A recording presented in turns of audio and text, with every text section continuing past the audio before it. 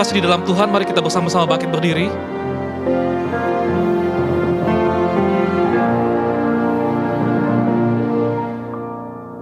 Ibadah kita pada pagi hari ini, kita mulai dengan suatu keyakinan bahwa pertolongan kita adalah di dalam nama Tuhan yang menjadikan langit dan bumi. Turunlah kiranya atas kita sekalian anugerah dan damai sejahtera dari Allah Bapa dan Tuhan kita Yesus Kristus. Amin.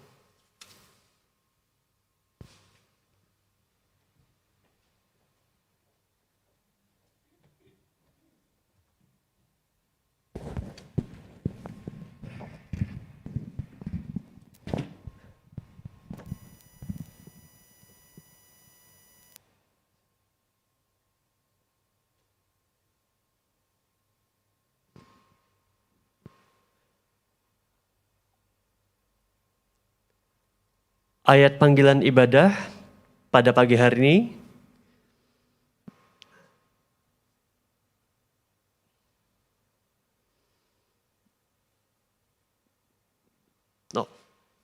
marilah jemaat yang dikasihi Tuhan, kita datang ke hadirat Tuhan di pagi hari ini dan kita mau menaikkan pujian bagi Tuhan. Holy, holy, holy, He is our Lord God Almighty.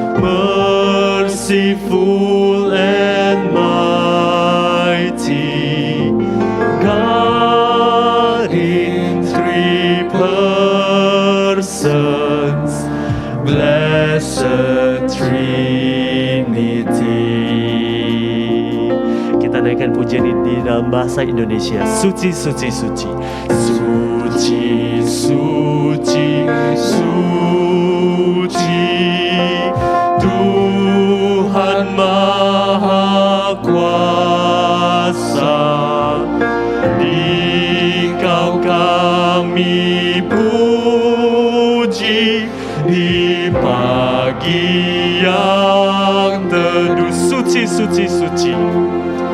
Suci, suci, suci, murah dan perkasa,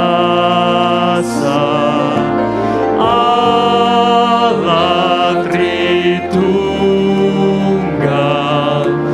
agung namamu, segala pujian bagimu, segenap nafas muliakanmu, surga bumi kan berseru, kuduslah Tuhan namamu. Kita naikkan bait yang kedua. Suci, suci, suci, yang kudus tersungkur di depan tatamu, memberi mahkotanya. Segenap malaikat sujud menyembahmu, Tuhan yang ada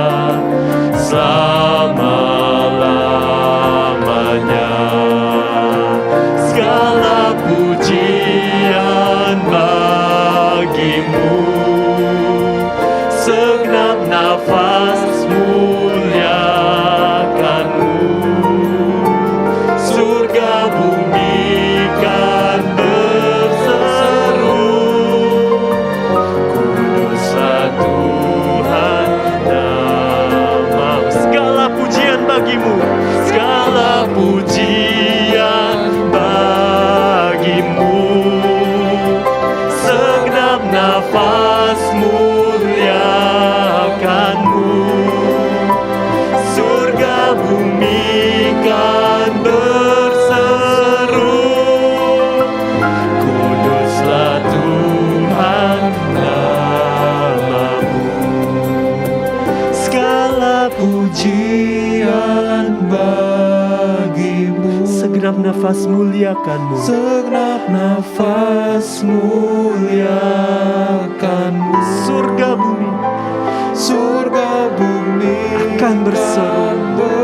Kuduslah Tuhan namamu.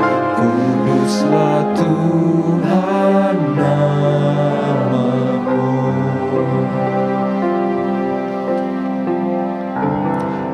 Kita bersatu di dalam doa. Ya Tuhan Bapa kami yang di surga, kami sungguh mengucap syukur atas berkat penyertaan-Mu, anugerah-Mu yang tak habis-habisnya bagi kami hari demi hari. Segala puji dan hormat kami panjatkan, mulia, mulia, mulia. Biarlah pagi hari ini ya Tuhan, kami datang dengan hati rindu, diubahkan oleh tangan-Mu. Persiapkanlah hati kami dan bentuklah kami seperti bejana di tangan-Mu. Kami berdoa dan mengucap syukur hanya di dalam nama Yesus Kristus, Tuhan Allah kami yang hidup. Amin. Jemaat silakan duduk kembali.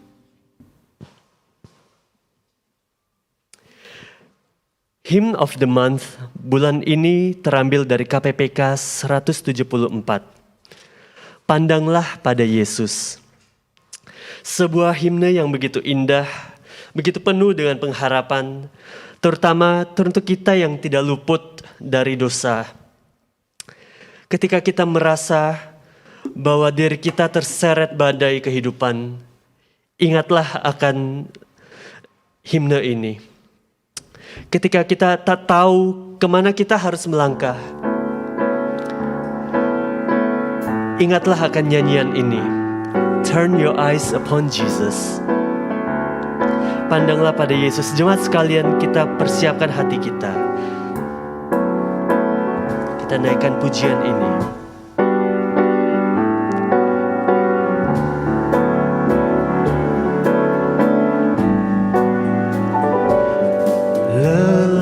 Dan susahkah jiwamu, serta gelap gulitakan. Pandanglah terang juru selamatmu, hidupmu kan bahagialah. Pandanglah pada Yesus, pandanglah wajah mulianya. Di dalam terang kemuliaannya, dunia akan menjadi hampa. Bait kedua. Dari maut ke hidup yang kekal, ikutlah jejak Tuhanmu. Kuasa dosa takkan kekangmu, kau dapat mengalahkannya. Pandanglah pada Yesus, pandanglah wajah mulianya. Di dalam terang kemuliaannya, dunia akan menjadi hampa. Musik saja.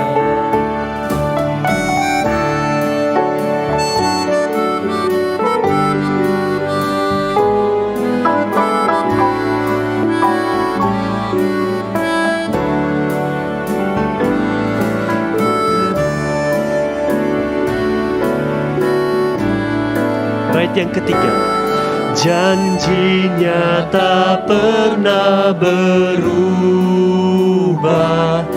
bila bersandar padanya. Cepatlah kabarkan Injilnya, bawa pulang domba sesat. Pandanglah pada Yesus, pandanglah wajah mulianya. Di dalam terang kemuliaannya, dunia akan menjadi hampa. Pandanglah pada Yesus, pandanglah wajah mulianya. Di dalam terang kemuliaannya, dunia akan menjadi hampa. Saudara, mari kita bersama-sama tundukkan kepala kita. Mari saat ini kita datang kepada Tuhan. Kita menyadari kehidupan kita selama seminggu ini. Ada banyak dosa dan kesalahan yang kita perbuat, yang membuat kita tidak memiliki damai sejahtera daripada Tuhan, yang membuat kita tidak memiliki sukacita daripada Tuhan. Mari kita datang kepada Tuhan seperti pemazmur berkata, "Ujilah aku ya Tuhan, dan cobalah aku, selidikilah batinku dan hatiku." Mari kita datang kepada Tuhan, kita mengaku dosa di hadapan Tuhan, dan memohon pengampunan daripada Tuhan.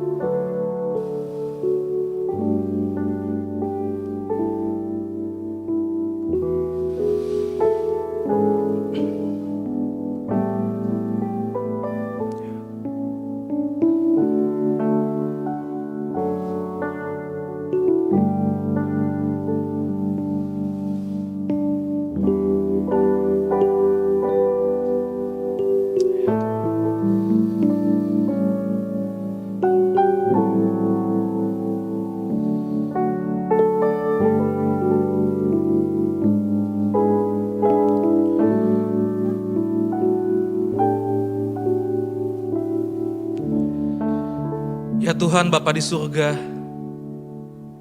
kami datang kepadamu pada pagi hari ini Tuhan. Kami menyadari betapa besarnya kasih-Mu kepada kami ya Tuhan. Kami orang yang berdosa, kami orang yang seharusnya binasa. Namun di dalam anugerah Tuhan, di dalam kemurahan Tuhan, kami mendapatkan pengampunan dosa. Kami diangkat menjadi anak-anak Tuhan. Kami menjadi milik Tuhan. Kami bersyukur untuk anugerah Tuhan bagi kehidupan kami. Namun kami sadar Tuhan, dalam kehidupan kami sebagai anak-anak Tuhan, Tuhan menginginkan kami untuk kami hidup memuliakan Tuhan dan menikmati Tuhan. Namun dalam perjalanan kerohanian kami sepanjang seminggu ini, mungkin Kau mendapati kami Tuhan bahwa hidup kami bukanlah semakin memuliakan Engkau, namun kami memuliakan diri kami sendiri. Sehingga kami mementingkan kehendak kami mementingkan keinginan kami, dan kami tidak mementingkan keinginan Tuhan. Kami tidak mementingkan kehendak Tuhan. Dan bahkan kami juga sadar Tuhan, dalam kehidupan kami sebagai anak Tuhan, kami seharusnya menikmati Tuhan dalam kehidupan kami. Kehadiran Tuhan menjadi sukacita kami, menjadi damai sejahtera kami. Namun dalam kehidupan kami, Engkau mendapati kami Tuhan, bahwa seringkali kami lebih menikmati apa yang dunia tawarkan kepada kami, daripada kami menikmati Tuhan di dalam kehidupan kami. Oh Tuhan, kami sadar betapa berdosanya kami di hadapan Tuhan. Engkau melihat kami Tuhan, keseluruhan hidup kami. Melalui pikiran kami berdosa di hadapan Tuhan. Seringkali kami mungkin merendahkan orang lain di dalam pikiran kami, di dalam hati kami. Dan kami tahu itu dosa di hadapan Tuhan.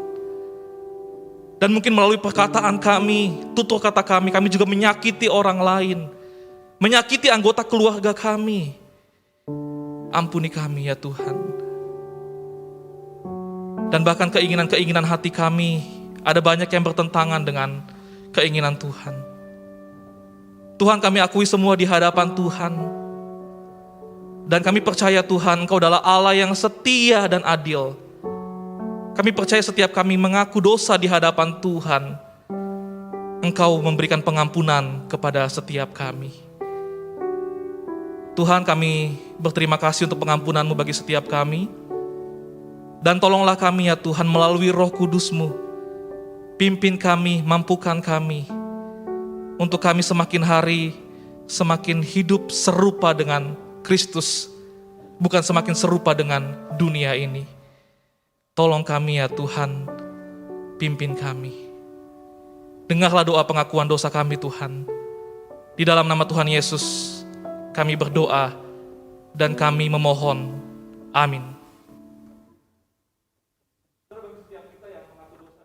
Tuhan, maka ada ayat jaminan pengampunan dosa bagi setiap kita yang terambil dari Roma 6 ayat 18.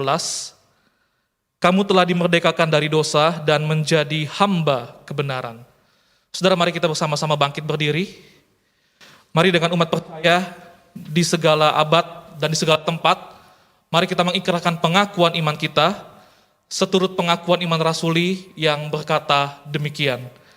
Aku percaya kepada Allah, Bapa yang Maha Kuasa, Khalik langit dan bumi, dan kepada Yesus Kristus, anaknya yang tunggal Tuhan kita, yang dikandung daripada Roh Kudus, lahir dari anak darah Maria, yang menderita sengsara di bawah pemerintahan Pontius Pilatus, disalibkan, mati dan dikuburkan, turun ke dalam kerajaan maut, pada hari yang ketiga bangkit pula dari antara orang mati, naik ke surga, duduk di sebelah kanan Allah, Bapa yang Maha Kuasa, dan dari sana Ia akan datang untuk menghakimi orang yang hidup dan yang mati. Aku percaya kepada Roh Kudus, gereja yang kudus dan am, persekutuan orang kudus, pengampunan dosa, kebangkitan tubuh, dan hidup yang kekal. Amin. Saudara dipersilakan duduk kembali.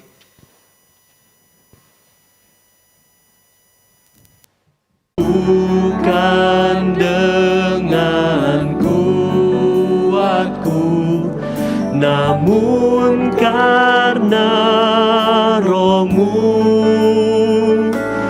Yesus Kau yang ku pegang teguh. Kita ulangi lagu ini dari awal.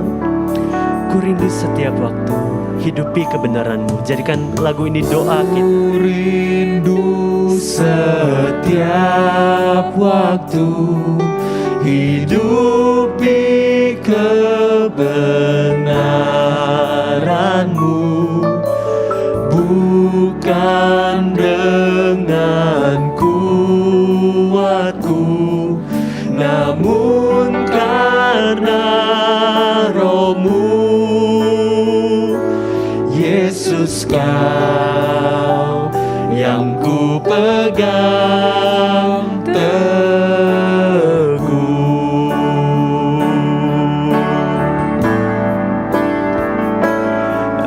Engkaulah Tuhan, Engkaulah Raja, berdaulat atas hidupku, ku berserah penuh. Sekali lagi kita naikkan pujian ini dari awal. Ku rindu setiap waktu. Ku rindu setiap waktu hidupi kebenaran-Mu, bukan dengan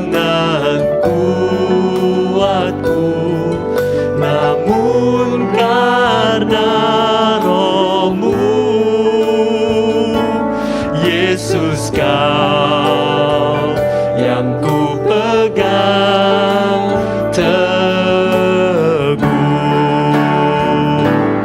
Engkaulah Tuhan, Engkaulah Raja, berdaulat atas hidupku, ku berserah penuh. Engkaulah Tuhan, Engkaulah Raja, berdaulat atas hidupku, ku berserah penuh. Sekali lagi, Engkaulah Tuhan, Engkaulah Raja. Engkaulah Tuhan, Engkaulah Raja, berdaulat atas hidupku, ku berserah penuh. Engkaulah Tuhan, Engkaulah Raja, berdaulat atas hidupku, ku berserah penuh. Berdaulat atas hidupku, berdaulat atas hidupku, ku berserah penuh.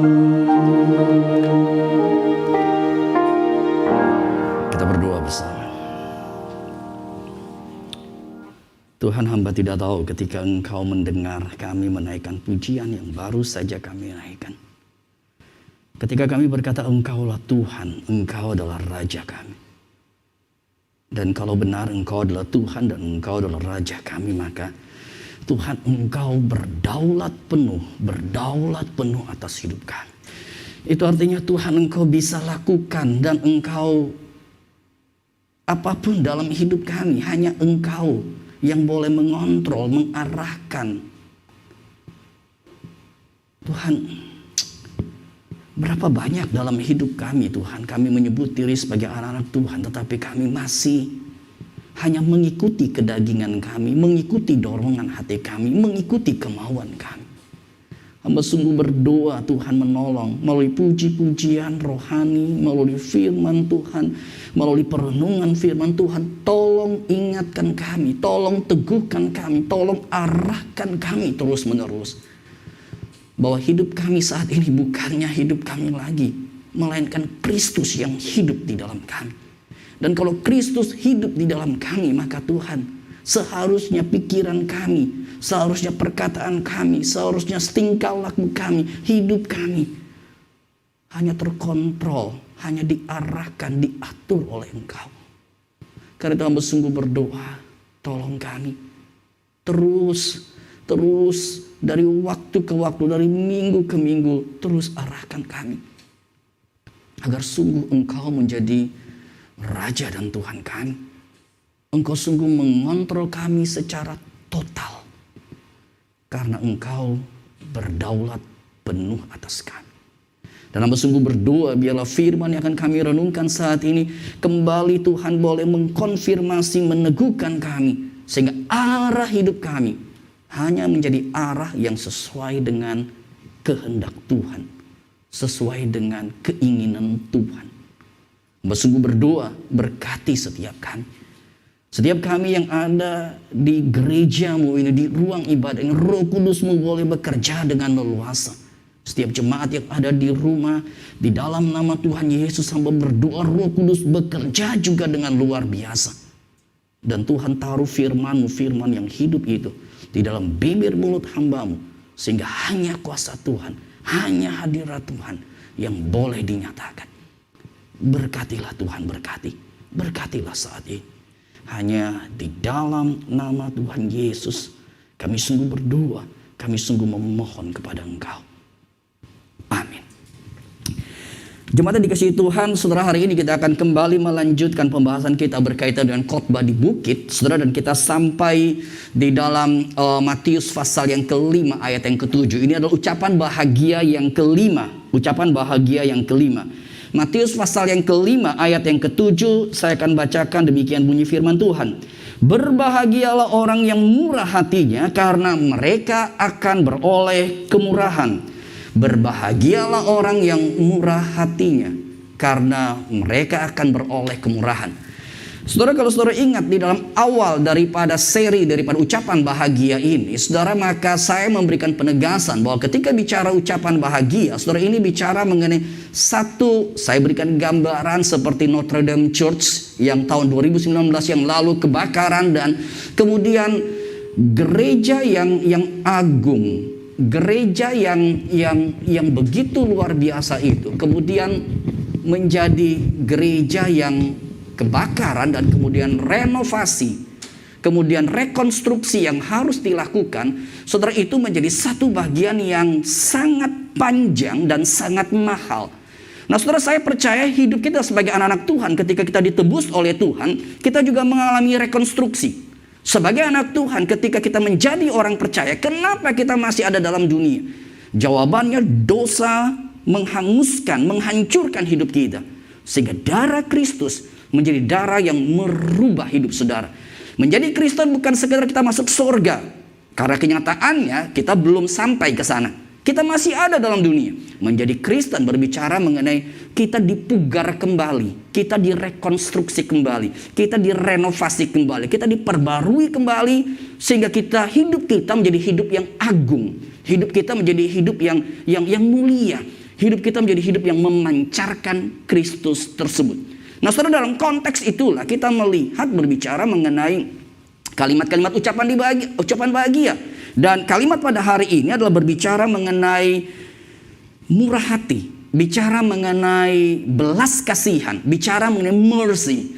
Berbahagialah mereka atau orang yang murah hatinya, karena mereka akan beroleh kemurahan daripada Allah. Saudara, apa maksudnya sebenarnya? Apa yang harus kita rekonstruksi di dalam kehidupan kita sebagai orang-orang percaya ketika bicara mengenai murah hati tersebut? Saudara, bagian yang pertama yang saya ingin ajak kita melihat bicara mengenai murah hati, saudara, maka murah hati itu bicara mengenai satu realitas, keberadaan murah hati itu dengan realitas sesama di sekeliling kita. Nah, saudara, kalau kita melihat dalam Alkitab, kadangkala kata murah hati itu adalah kata yang begitu dekat dengan kata anugerah. Jadi murah hati adalah mercy, atau lebih tepatnya belas kasihan. Saudara, kadangkala kata ini agak sedikit campur aduk dengan realitas anugerah. Saudara, itulah sebabnya D.A. Carson di dalam commentary berkaitan dengan khotbah di bukit, di dalam poin ini dia memberikan penegasan dahulu. Sebelum memahami murah hati, kita harus mencoba untuk melihat, membedakan antara murah hati dan yang namanya anugerah, grace and mercy. Nah, saudara, ketika bicara mengenai murah hati dan anugerah, boleh saya katakan adalah begini. Ketika bicara mengenai murah hati dan anugerah, maka murah hati anugerah itu berkaitan dengan satu realitas kasih yang dinyatakan pada seseorang, dan seseorang itu sebenarnya menyadari dia tidak layak. Sebenarnya dia tidak layak untuk menerimanya. Dia begitu rusaknya, dia begitu tidak benarnya, tetapi kasih Allah itu dinyatakan. Itu adalah bicara mengenai anugerah. Jadi anugerah berkaitan dengan ketidaklayakan seseorang, dan ini semua kita.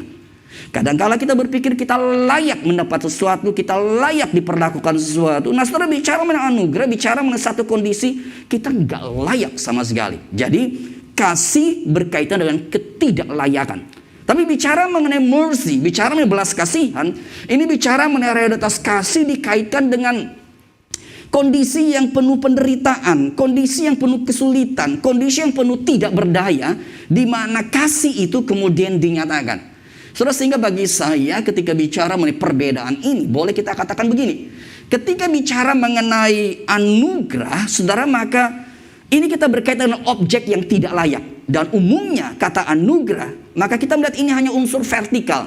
Allah memberikan anugerah kepada kita dan kita tidak berikan anugerah kepada sesama. Karena kita semua dengan sesama adalah tidak layak. Jadi anugerah itu berkaitan vertikal, hanya vertikal, di mana kita menjadi objek daripada penerima kasih, objek yang tidak layak tersebut. Tetapi ketika bicara mengenai mercy, bicara mengenai belas kasihan, bicara mengenai kemurahan hatian, maka kita menjadi objek, tapi kita juga menjadi subjek. Jadi kita mengalami anugerah Allah, kita mengalami belas kasihan Allah, mengalami kemurahan Allah, dan kemurahan Allah itu kita bagikan. Jadi saudara perhatikan di sini anugerah, kita mendapat anugerah dari Allah dan kita tidak bagikan anugerah. Kita meresponi anugerah dengan hidup yang benar. Tetapi anugerah kita tidak bagikan. Tapi ketika bicara mengenai murah hati, bicara mengenai belas kasihan, kita mendapatkan kebaikan Allah, kita mendapatkan kemurahhatian Allah, kita mendapat belas kasih Allah, dan belas kasih Allah itu kita bagikan. Jadi saudara di sini ketika bicara mengenai mercy, ketika bicara mengenai murah hati, ketika bicara mengenai belas kasihan, ini kita bicara mengenai kita mengalami belas kasihan, tetapi kita juga harus menyatakan belas kasihan itu. Dan saudara disinilah sebenarnya perbedaan belas kasihan, perbedaan murah hati, berbeda dengan orang-orang dunia yang, saudara, ada orang-orang yang punya karakter murah hati. Ya. Ketika melihat orang yang susah, ketika melihat orang yang menderita, ketika melihat orang yang tidak berdaya, maka dia tergerak untuk kemudian menolong. Jadi ini karakter murah hati. Tapi ini bukan sekedar hanya tipe pribadi, ini bukan hanya karakter seseorang, tapi lebih daripada itu, ketika bicara berbahagialah orang yang murah hati, ini adalah bicara kita yang mengalami kebaikan Allah, kita yang mengalami kasih Allah, kita yang mengalami murah hati Allah. Dan kalau kita sudah menerima murah hati, maka kita harus membagikan murah hati tersebut. Saudara, disinilah sebenarnya keindahan daripada ucapan bahagia ini. Bukankah setiap kita mengalami kasih Allah, kebaikan Allah dari hari ke hari? Saudara, tadi sebelum mulai ibadah ini saya sempat bercakap-cakap dengan beberapa jemaat. Ada seorang jemaat yang ketika saya bercakap, saya bertanya, bagaimana kabar kamu? Saya senang dia jawab, kalau nggak salah katanya ya, tapi konotasinya kayak begitu. Ya, dia berkata, luar biasa, begitulah. Luar biasa, dan ada ekspresi sukacita tersebut.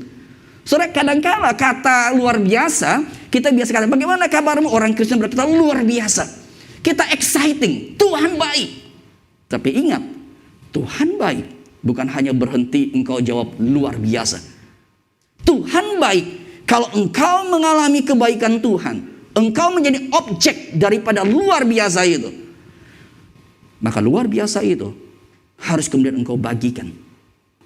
Luar biasa itu harus juga engkau nyatakan. Engkau bukan hanya jadi objek, saya bukan hanya jadi objek, tapi kita menjadi subjek.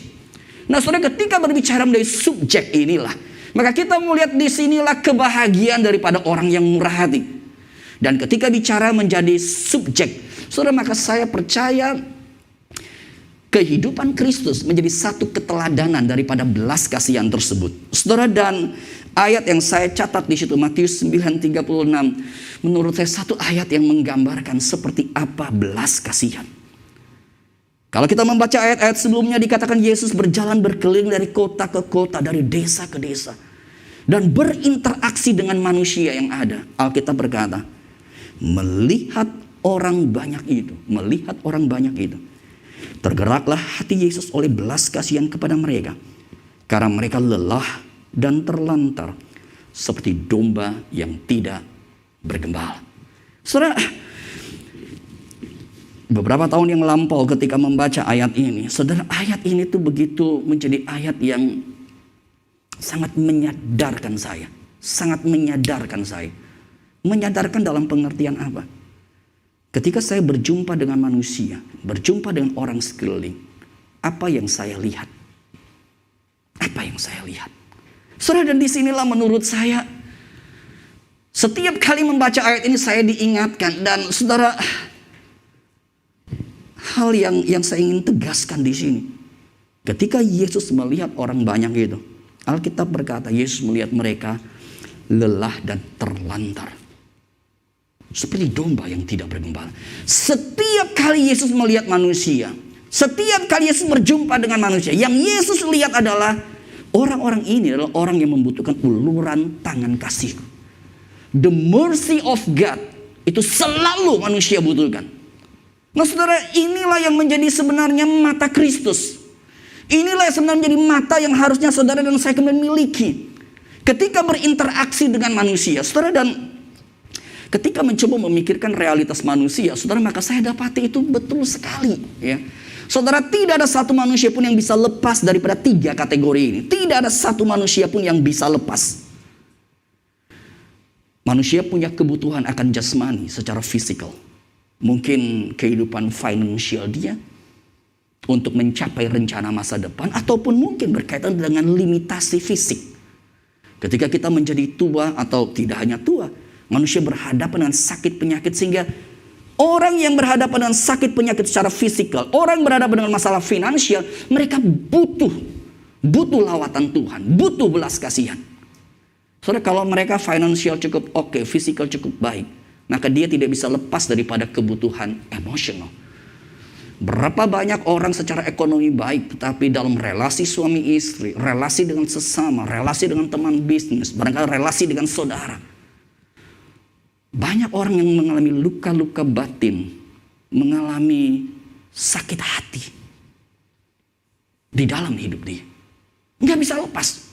Kalaupun dia rasanya oke finansial, dia oke secara emosional, maka kita juga mendapati ada realitas spiritual, rohani, di mana manusia hidupnya kosong. Pernahkah engkau letih dalam hidup ini? Engkau punya semuanya, tapi kadang-kadang pikir, hidup itu apa sih sebenarnya? Hidup itu apa sih sebenarnya? Saudara, manusia nggak bisa lepas daripada semuanya ini.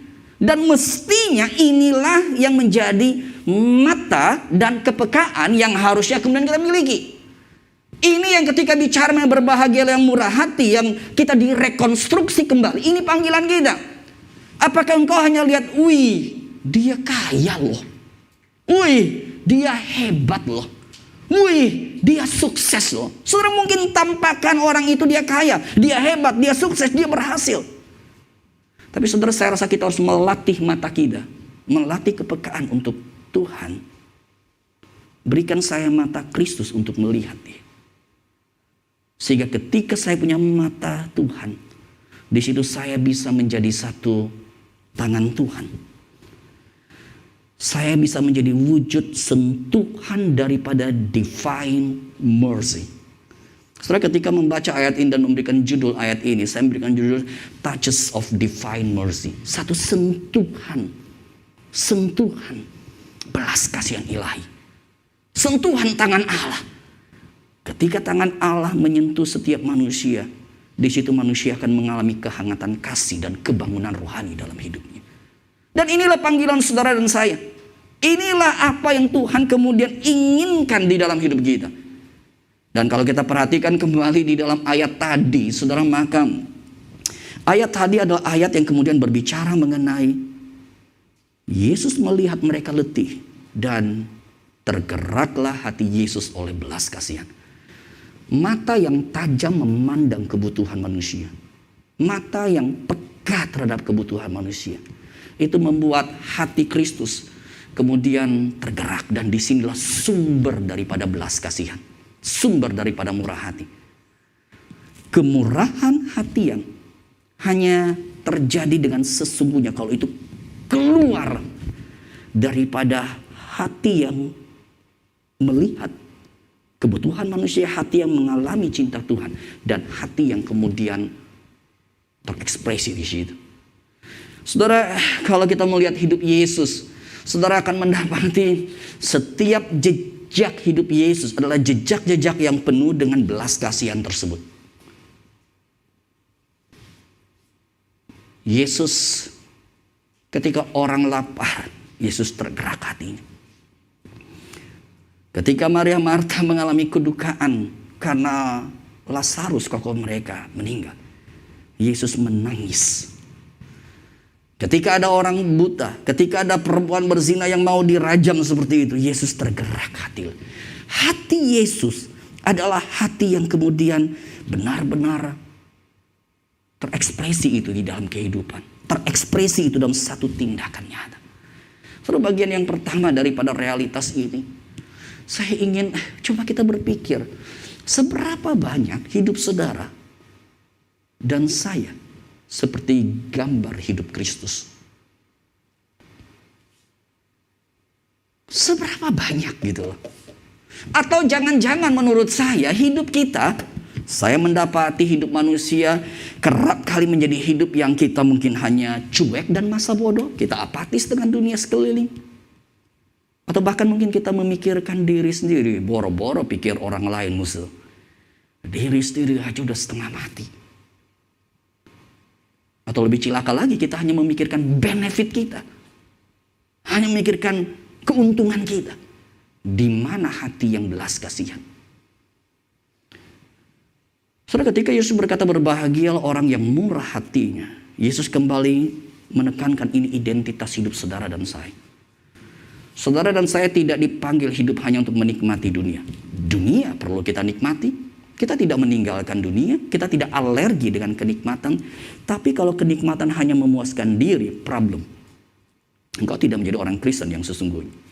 Itulah sebabnya saya beberapa kali dalam khotbah kadang-kala saya harus berkata, ada orang yang kaya luar biasa tapi justru berdosa luar biasa. Karena apa? Engkau tidak mengerti arti kekayaan itu. Ada orang yang memiliki talenta yang begitu banyak dan hanya untuk mengekspos diri. Engkau tidak mengerti arti mendapatkan talenta.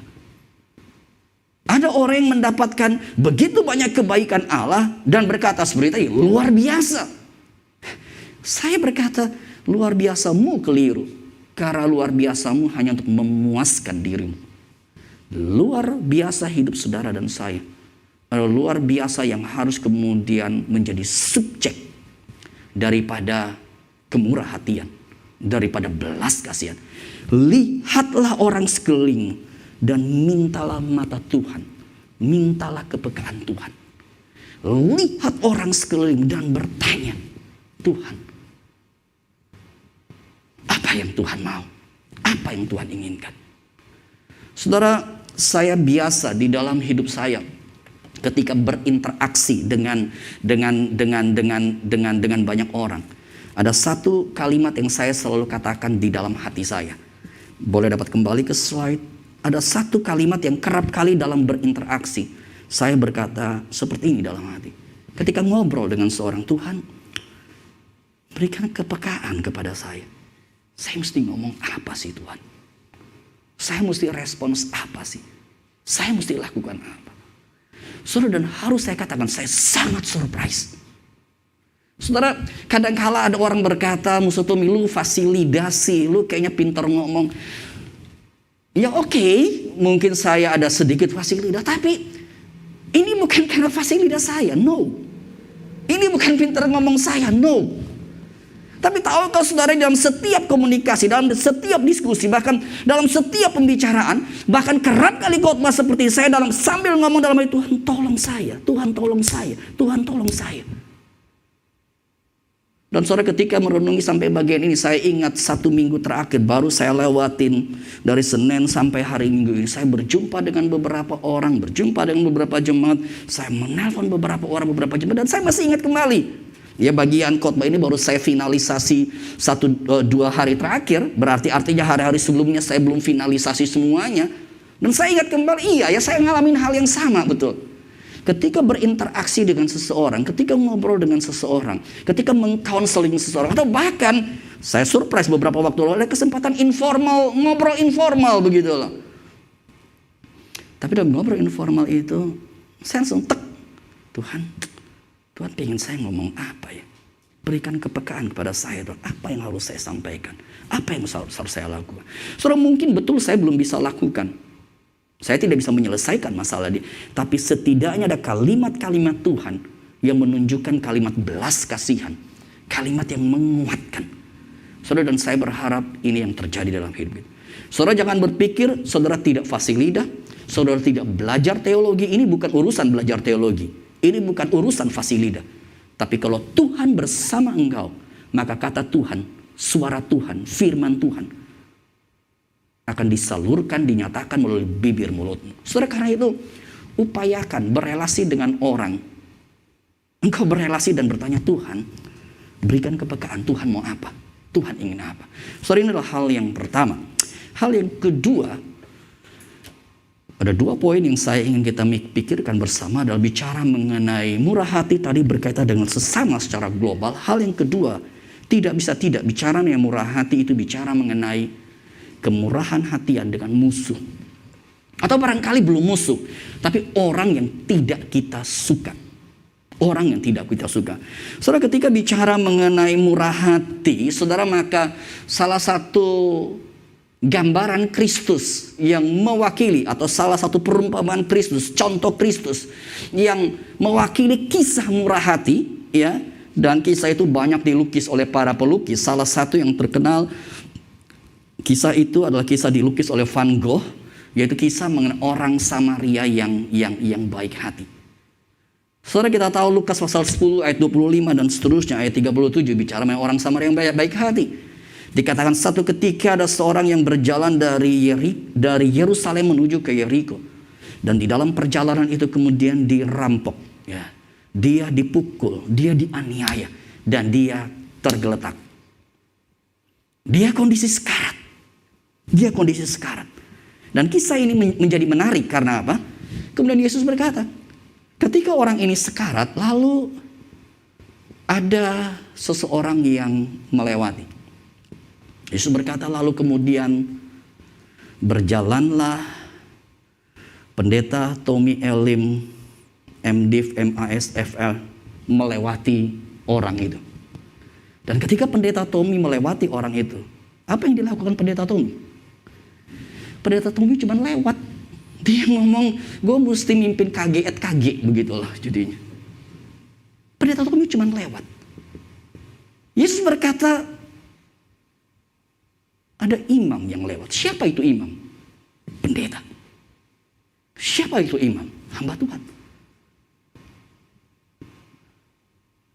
Pendeta Tommy lewat. Dia ngerti firman dengan baik. Tapi dia tidak murah hati. Kisah ini kemudian berlanjut. Setelah pendeta Tommy lewat, lalu lewat Bapak Freddy Hanjaya lewat. Lewat Bapak Ardi. Lewat Bapak Loni. Lewat Bu Desi. Majelis-majelis GKI Kelapa Gading lewat. Bukan hanya itu. Ada Pak David lewat. Ya. Ada Bu Perlita lewat. Ada Caca lewat. Ada Aldo lewat. Wah, ini para pengurus yang lewat. Ini para pelayan yang lewat. Ada Josia yang lewat. Karena Alkitab berkata setelah pendeta lewat, setelah imam lewat, maka ada kelompok orang Lewi. Siapa kelompok orang Lewi? Orang Lewi adalah mereka yang melayani di gereja. Mereka yang melayani di bait Allah. Artinya nih orang-orang bonafit. Ini bukan kelas sembarangan. Ini bukan jemaat yang cuman Senin Kemis. Bukan Senin Kemis ya. Minggu-minggu begitu ya. Minggu-minggu ke gereja. Bukan hanya itu. Tapi apa artinya ketika Pak David lewat? Ketika Caca lewat? Ketika Aldo lewat? Apa yang terjadi? Waduh, sorry, gue mesti latihan persiapan ibadah. Saya mesti meeting Pak Sutri. Saya ini sibuk. Dia lewat saja begitu. Apa yang terjadi? Dan kisah ini menjadi mengagetkan. Karena setelah kelompok-kelompok yang luar biasa melayani ini lewat, muncul siapa yang lebat? Ada seseorang yang wajahnya begitu sangar. Ada seorang Taliban yang lewat. Seorang Muslim ekstremis. Seorang kemungkinan teroris itu loh. Seorang yang bermusuhan dengan orang ini. Kalau tuh perampok melakukan begitu, mestinya seorang Taliban dia keluarin pistol, tembak, dor, selesai, lewat. Tapi kisah ini menjadi menarik karena apa? Yang musuh itu, yang paling berseberangan itu justru menyentuh orang itu, mengobati lukanya. Dan saudara kalau perhatikan gambar Van Gogh di sini, apa yang menjadi fokus dia? Fokus itu ada di tengah, di mana dia Van Gogh mencoba menggambarkan satu tindakan yang begitu berat, harus gotong orang itu. Gotong orang itu naik ke keledai. Dan saudara, kalau saudara perhatikan ekspresi, saya nggak tahu seberapa gendut orang yang itu, ya. Cuman yang pasti kalau orang sudah agak sekarat, kita gendong tuh jauh lebih berat daripada orang normal. Ya, orang normal aja digendong udah berat. Nah, saudara, si Taliban ini menggendong orang tersebut. Dan disitulah story kemudian berlanjut. Yesus berkata, menurut kamu siapa orang yang murah hati?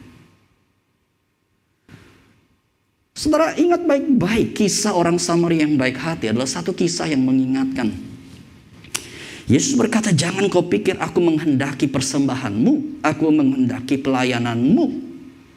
Pelayananmu baik, persembahanmu baik, tapi yang ku kehendaki adalah belas kasihan. Kalau engkau dan saya tidak punya belas kasihan, percuma. Dan bahkan Yesus kemudian juga berkata bahwa belas kasihan kita itu harus kita nyatakan dengan apa? Kita mengasihi musuh kita, kita berdoa bagi mereka. Saudara, saya percaya di antara kita tidak ada yang musuhan, saling bermusuhan seperti itu, tetapi suka atau tidak suka, ada orang yang kita senang atau tidak senang. Suka atau tidak suka, dalam gereja juga ada kelompok A, kelompok B. Bagaimana engkau melihat kelompok berseberangan? Bagaimana engkau melihat orang yang tidak engkau sukai? Yesus berkata, kasihilah dia, berdoalah bagi dia. Saudara, ucapan bahagia daripada berbahagialah orang mereka yang murah hatinya adalah satu undangan untuk murah hati itu diekspresi terhadap musuh, orang yang tidak kita sukai. Itu adalah undangan Tuhan. Itu adalah undangan Tuhan. Saudara, dan bukankah Yesus sendiri ketika dia disalibkan dengan unfair, injustice terjadi, tapi di atas kayu salib dia berkata, ya Bapa, ampunilah mereka. Saudara, kadang-kadang engkau merasa hidupmu unfair, hidupmu dilakukan, difitnah begitu rupa. Apakah ada alasan karena engkau difitnah, engkau diperlakukan tidak adil untuk membalas bahkan menghancurkan orang tersebut?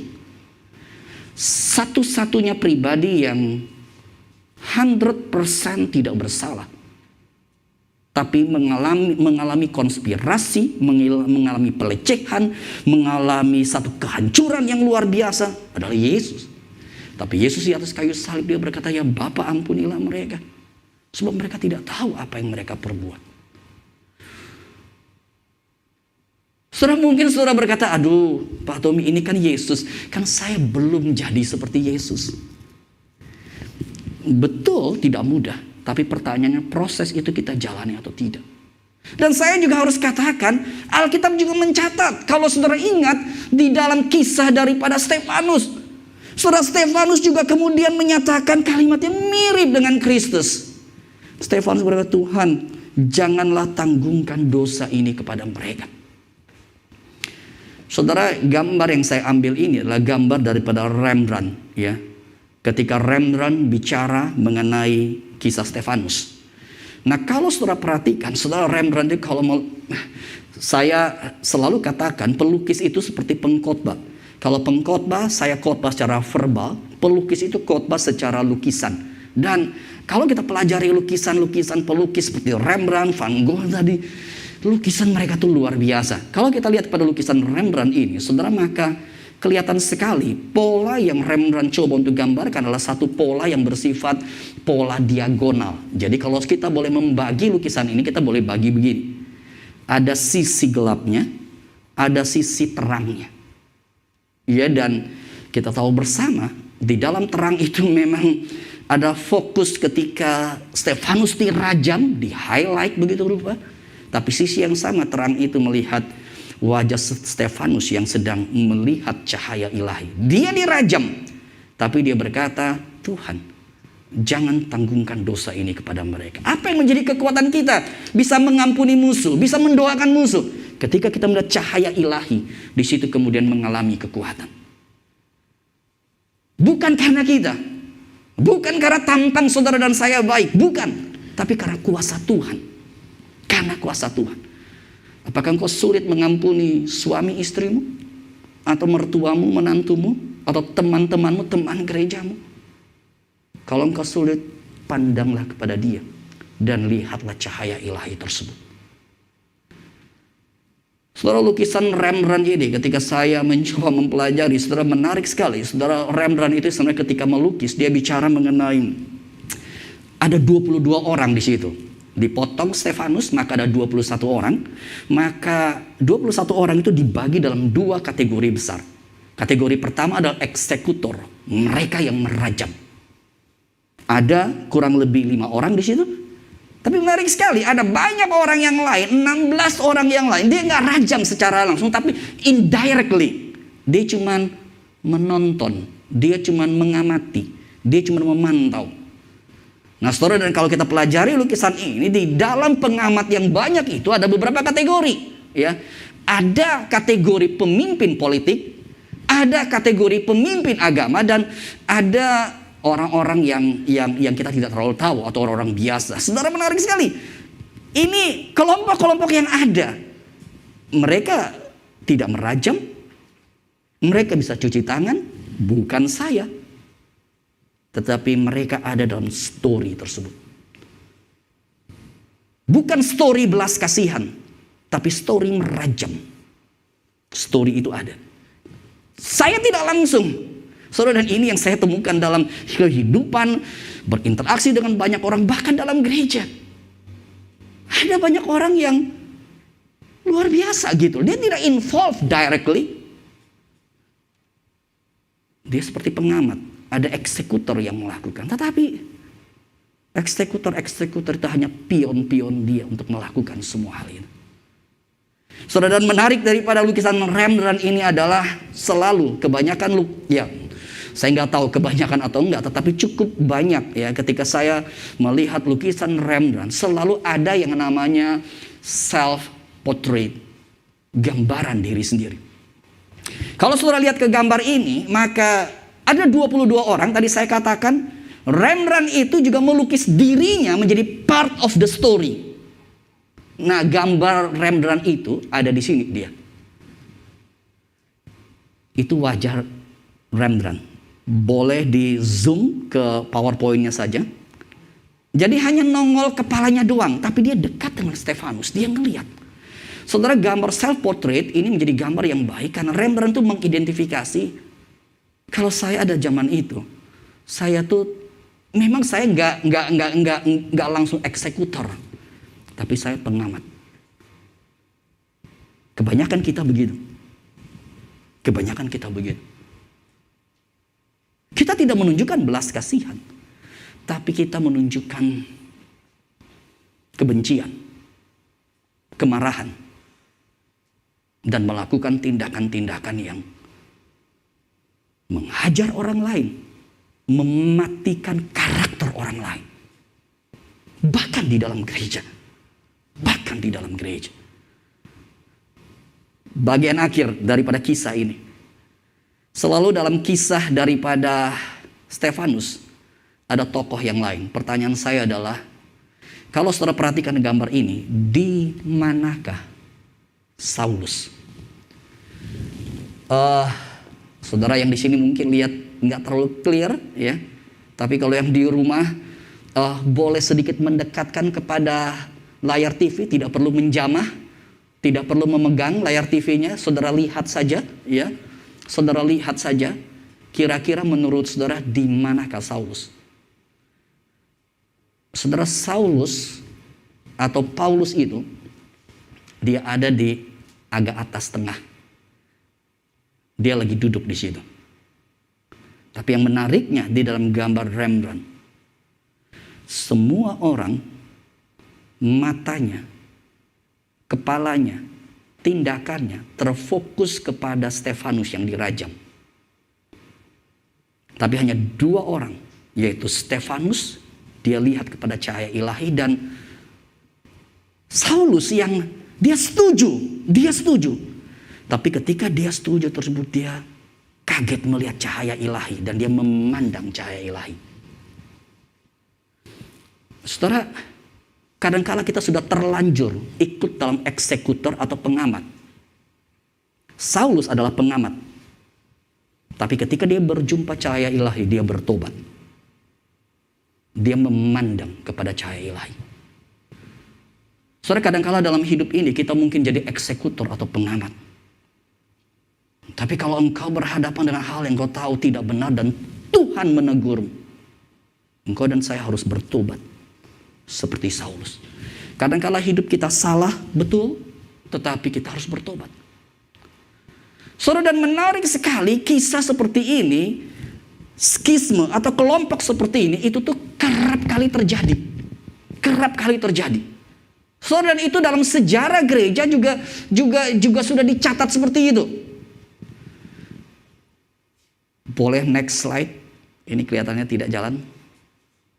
Jadi kalau saudara perhatikan dalam salah satu gambar lagi yang saya berikan, saudara, maka di dalam gambar selanjutnya ini, ya. Jadi kalau saudara perhatikan di sini, ini gambar bicara mengenai Yesus menyembuhkan orang yang buta sejak lahir. Kalau tadi polanya adalah pola cenderung diagonal, ini pola vertikal. Ya. Sengaja pelukis itu sangat pintar sih, ya. Ini ada bagi kayak dua kelompok. Ada kelompok Yesus menyembuhkan orang buta, tapi ada kelompok yang sebelah kiri, ya. Sebelah kanan, sorry, benar. Sebelah kiri kelompok Yesus menyembuhkan orang buta dengan murid-muridnya barangkali. Tapi kalau ada kelompok yang kanan yang menuju mempertanyakan Yesus, apa yang Yesus lakukan? Kelompok pemimpin agama ini selalu ada. Dan saudara, itu terjadi. Yakobus dalam pasal 2 ayat 1 sampai 13 bicara begitu. Di jemaat terjadi gap. Di jemaat terjadi kelompok. Dan cilakanya gap kelompok itu buat kita saling menghakimi. Saudara, dan itulah sebabnya Yakobus kemudian berkata, tetapi yang harus terjadi adalah belas kasihan. Harus menang atas penghakiman. Jangan punya sikap menghakimi. Bukan itu panggilan kita. Jangan sikap menyudutkan orang lain. Bukan itu panggilan kita. Panggilan kita adalah menyatakan belas kasihan. Saudara, dan saya sangat setuju dengan satu statement terakhir yang saya kutip di sini. Dikatakan mercy itu adalah sesuatu yang fundamental, sesuatu yang sangat mendasar ketika kita bicara mengenai kasih kepada Allah yang benar dan kasih terhadap sesama. Jangan bicara engkau mengasihi Tuhan kalau engkau tidak punya mercy.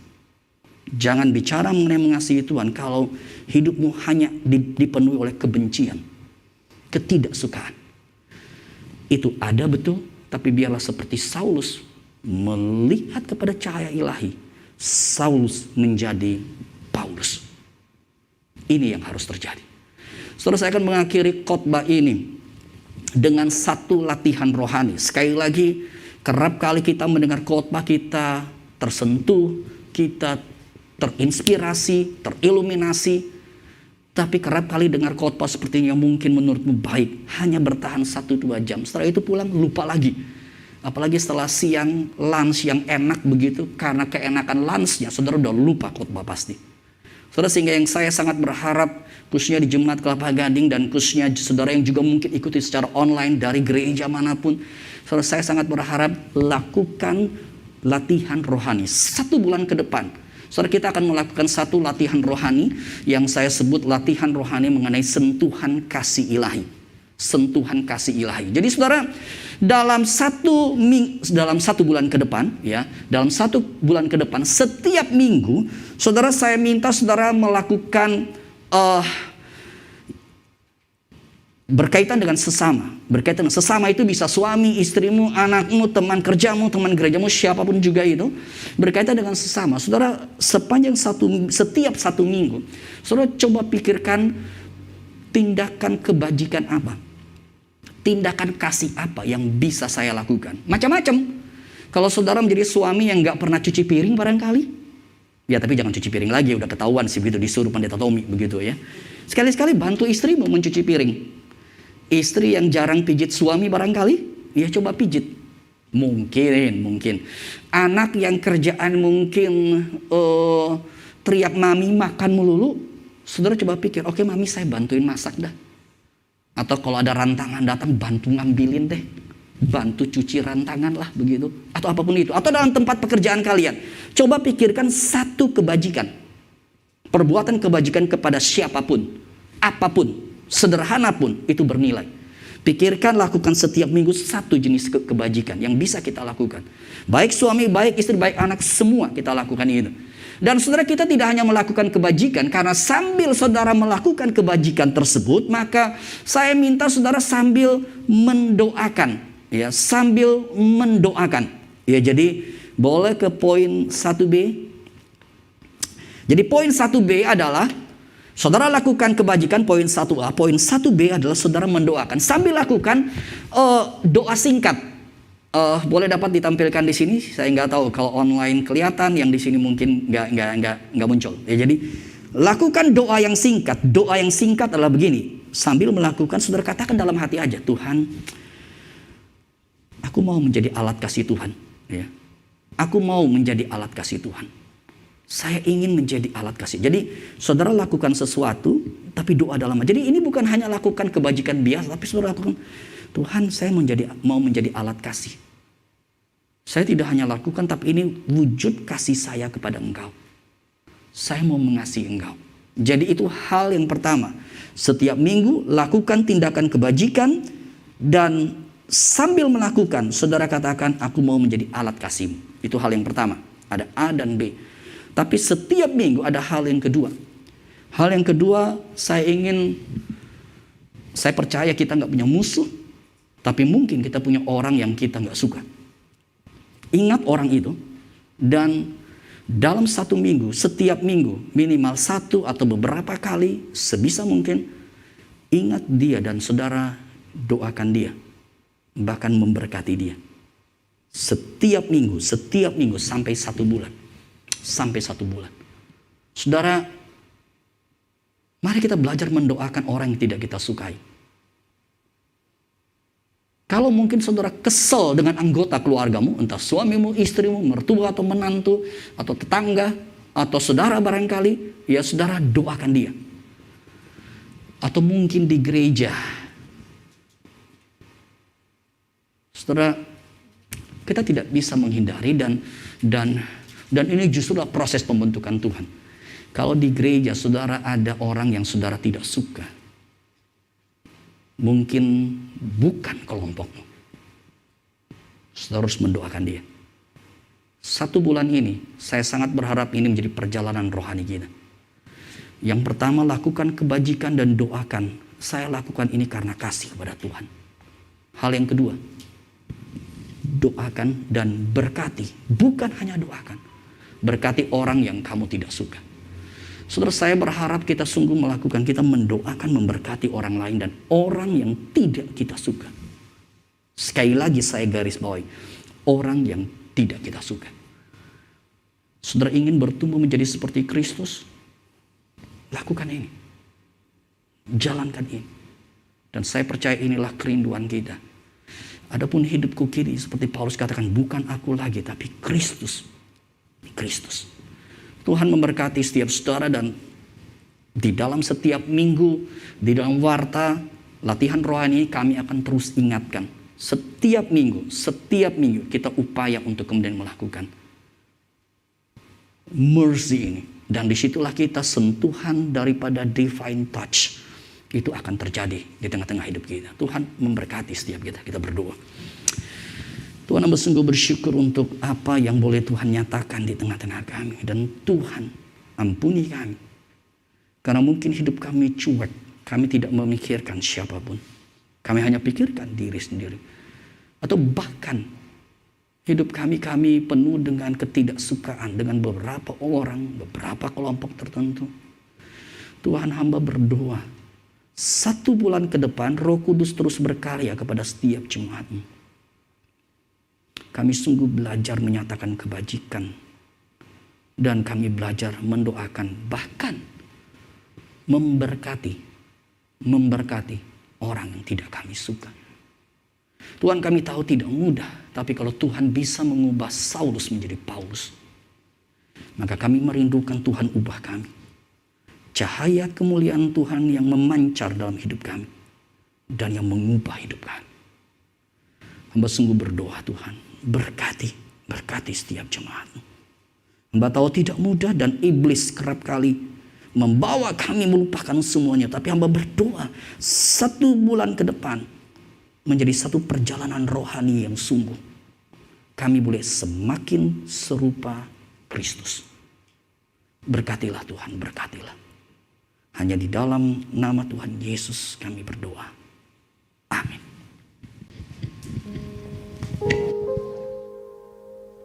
Jemaat yang dikasihi Tuhan, sebentar kita akan memberikan persembahan.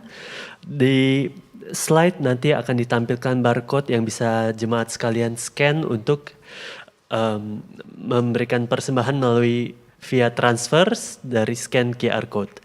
Dan persembahan pujian pada pagi hari ini disampaikan oleh vokal grup Pasutri.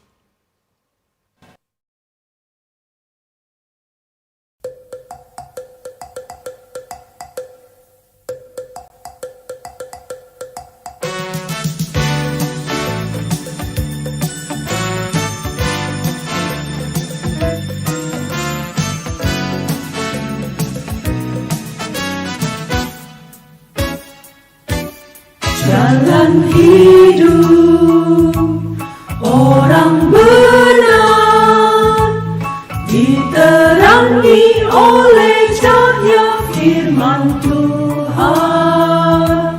Jalan hidup orang benar semakin terang hingga rembang tengah hari.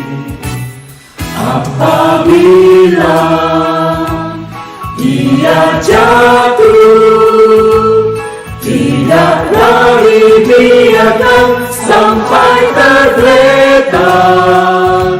Sebab tangan Tuhan jua yang menopangnya dan membangunkan dia kembali.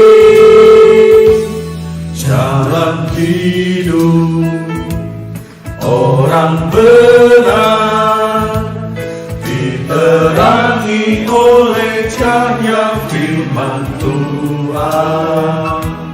Jalan hidup orang benar semakin terang hingga rembang tengah hari. Apabila ia jatuh, tidaklah dibiarkan sampai tergeletak. Sebab tangan Tuhan jua yang menopangnya dan membangunkan dia kembali.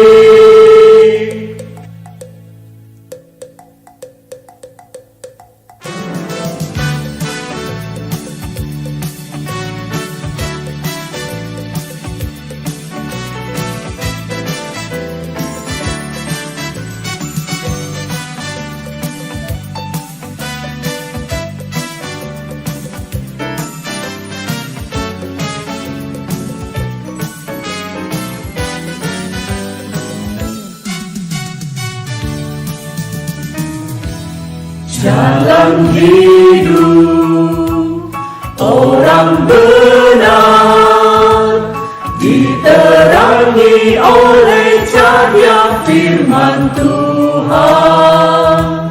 Jalan hidup orang benar semakin terang hingga rembang tengah hari. Apabila aku jatuh, tidaklah dibiarkan sampai tergeletak. Sebab tangan Tuhan jua yang menopangku dan membangunkan ku kembali. Sebab tangan Tuhan jua yang menopangku membangunkan ku kembali.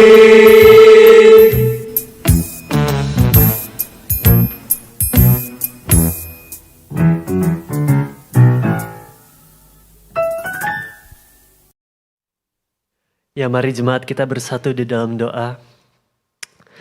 Ya Tuhan Allah Bapa kami, terima kasih ya Tuhan pada pagi hari ini kami masih diberikan kesempatan untuk memberikan persembahan ya Tuhan.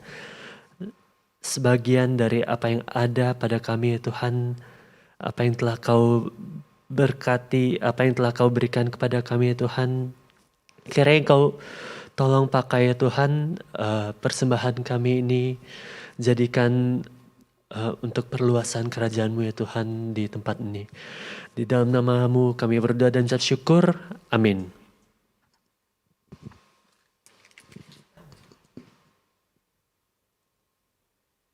Ketika saya teringat akan masa lalu, saudara, bagi saya dance itu menjadi satu nuansa menggambarkan kehangatan sebenarnya. Saudara, saya mengalami kehangatan luar biasa, cinta luar biasa dalam masa kecil, dan salah satu melalui dance. Saya bisa dikit, tetapi ya nggak sejago mereka kayaknya sih. Saya tadi lagi pikir, apakah kita perlu ada kursus dance di GKI Kelapa Gading? Ya. Saudara, thank you untuk rekan-rekan Pak Sutri, dan by the way, apa yang mereka kemudian video tadi bukan hanya dance, saya senang juga mereka sempat mengeksposure berkaitan dengan ibadah hybrid yang kita lakukan. Saudara, ibadah hybrid kita sudah lakukan kembali, dan saya pribadi sangat bersyukur tadi bisa ngobrol dengan beberapa jemaat, dan saudara, saya sangat mendorong jemaat-jemaat yang belum melakukan ibadah seperti ini secara fisikal, saudara tolong boleh dapat register. Hari ini kurang lebih ada 70-an orang termasuk para pelayan ya, dan masih relatif jaga jarak dan sebagainya. Saya sangat mendorong jemaat yang belum pernah sama sekali beribadah, saudara upayakan hadir dalam minggu-minggu akan datang. Saudara, kebahayaan daripada kebaktian pada zaman sekarang adalah kita keenakan kebaktian di rumah ya. Saya tanya kepada anak saya, lebih demen sekolah online atau sekolah fisikal? Online aja Depi. Kenapa? 5 menit sebelumnya bisa langsung start ya. Kalau kebaktian fisikal kan mesti ada 1 jam lebih ya. Mesti beres-beres, mesti diantar oleh mobil ya. Saya rasa bukan hanya sekolah fisikal ya, kebaktian online juga gitu. Saudara mungkin, aduh Musa lebih simple dah kebaktian dari rumah. Lagian kan Tuhan itu maha hadir. Betul Tuhan maha hadir, tapi Musamu gak maha hadir masalahnya. Ya, dan teman-teman yang lain gak maha hadir, kita butuh persekutuan. Ya, dan saya percaya kehadiran fisikal seperti ini kita mengalami satu kehangatan yang lebih baik. Saya mendorong, dan saudara tolong perhatikan, itu ada link yang saudara perlu kemudian mendaftar ya. Jadi jemaat yang bisa kami tampung di luar daripada pelayan, tadi saya katakan 70 itu karena include pelayan ya, maksimal 60 jemaat, dan ada beberapa persyaratan yang harus saudara isi. Tolong saudara boleh berbagian, dan saya sangat mendorong saudara yang punya anak, khususnya anak remaja yang sudah divaksin, ajak ya, ataupun lebih dewasa ajak, supaya jangan kemudian kita nanti kepanjangan hanya kebaktian online ya. Itu sangat tidak baik, sangat tidak biblical, karena kebaktian yang benar harus seperti ini, karena ada fellowship secara fisikal ya, kita saling memperhatikan, saling menguatkan, saling mendoakan.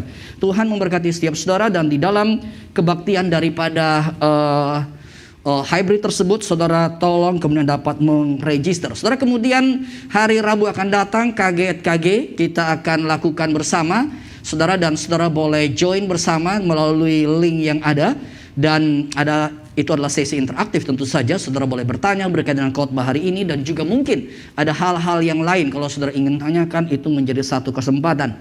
Dan persekutuan doa wilayah 2 minggu akan datang, tanggal 16 sampai 18 November. Tolong saudara perhatikan dan bisa join bersama dalam setiap persekutuan doa wilayah. Ada beberapa nama di situ sebagai koordinator, ketua daripada wilayah, dan saudara boleh menghubungi supaya bisa dapat terlayani dengan baik, saudara. Dan kemudian di dalam C ministry, C artinya Christ likeness ministry. Ini visi daripada gereja kita ke depan. Saudara, bagi saya ketika saya memikirkan khotbah tadi, saudara, khotbah tadi itu adalah khotbah yang esensinya adalah C ministry. Kita harus menyatakan belas kasihan, kemurahan hati kepada orang sekeliling kita, kepada jemaat kita. Dan saudara, kami mengharapkan ada di antara jemaat yang mau berbagian melayani bersama. Saudara, kalau saudara ingin berbagian melayani bersama pelayanan jadi C minister ini atau pemerhati, ya saudara boleh join bersama. Kita akan mengadakan satu seminar hari Jumat mendatang, yaitu dari jam 7 ada 2 sesi sampai sekitar jam 9. Ada 2 sesi by Zoom nanti.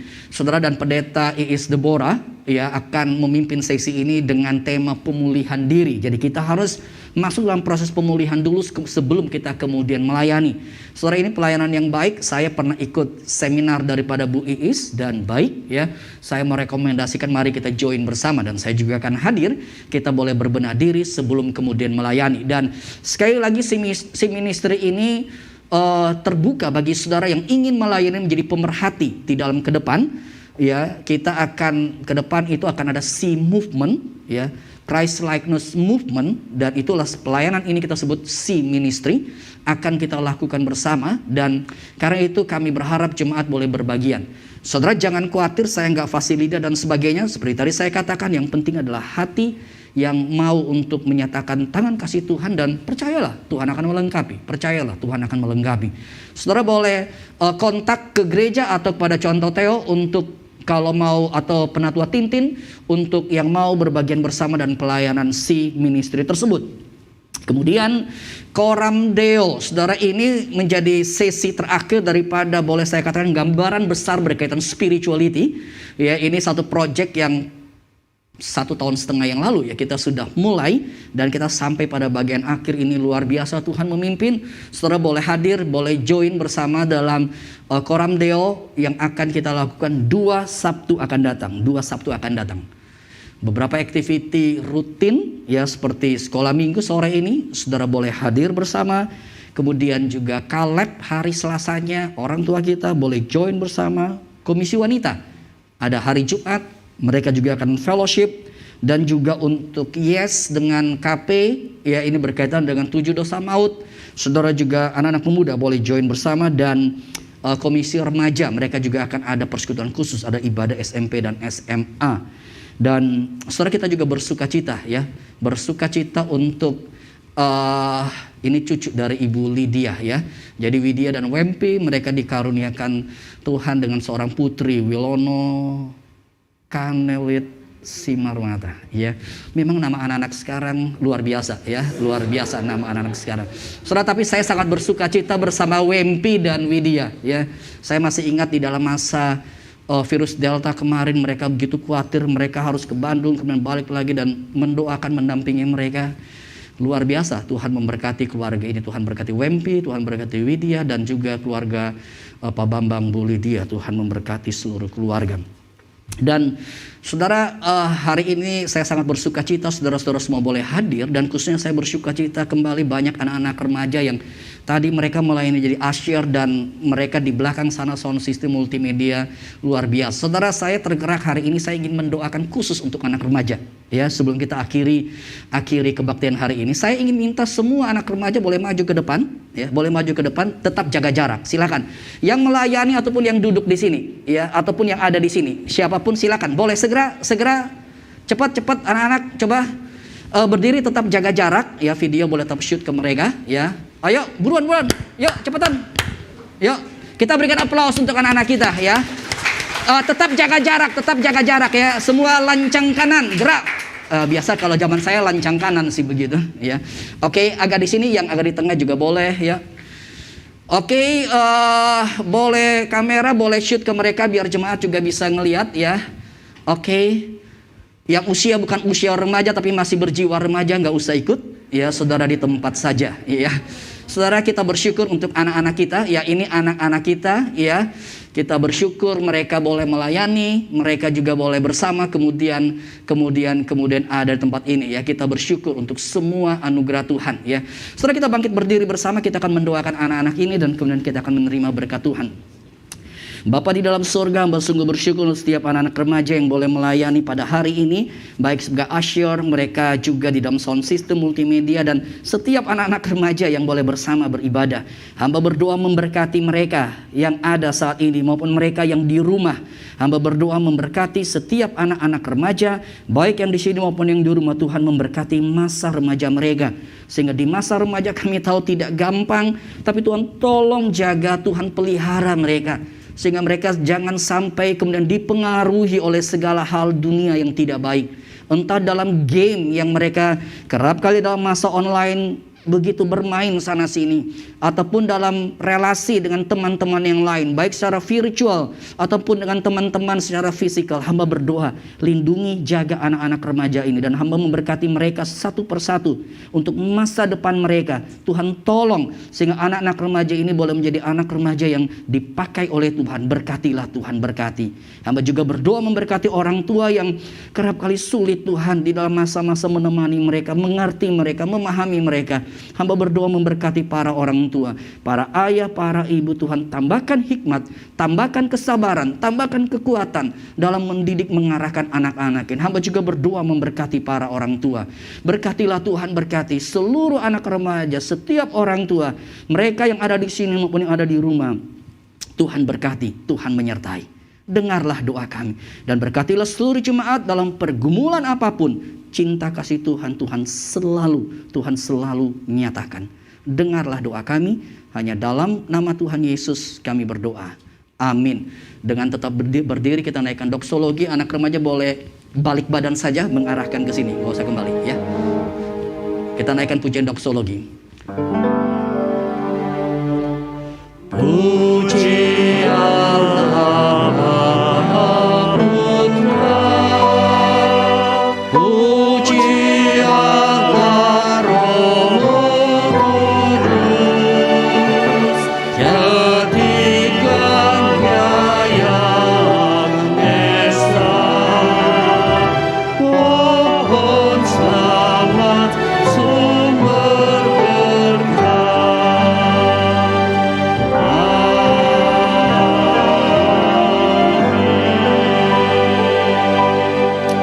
Jemaat yang dikasihi Tuhan, arahkanlah hatimu kepada Tuhan dan ketahuilah Tuhan tidak pernah melupakan engkau. Dia tidak pernah meninggalkan engkau. Karena itu pandanglah kepada Dia dan terimalah berkat Tuhan. Kasih setia daripada Allah Bapa, serta anugerah daripada Tuhan kita Yesus Kristus, dan damai sejahtera daripada Allah Roh Kudus, berkat Allah Tritunggal turun atas hidupmu masing-masing, menyertai engkau semuanya, mulai saat ini sampai selama-lamanya. Amin.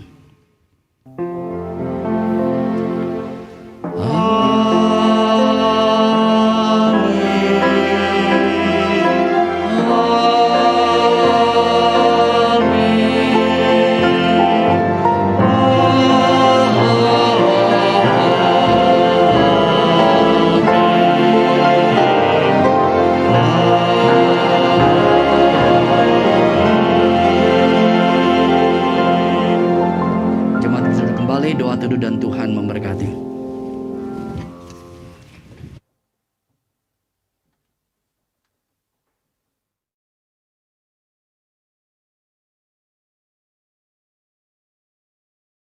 Turn your